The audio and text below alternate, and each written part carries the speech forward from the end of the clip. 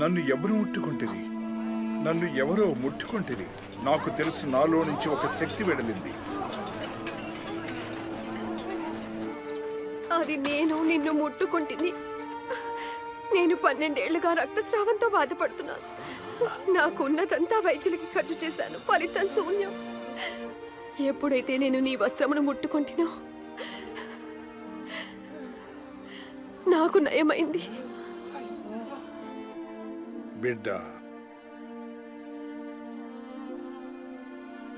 నీ విశ్వాసము నిన్ను స్వస్థపరిచెను. శాంతంగా పొమ్ము. ధన్యవాదములు.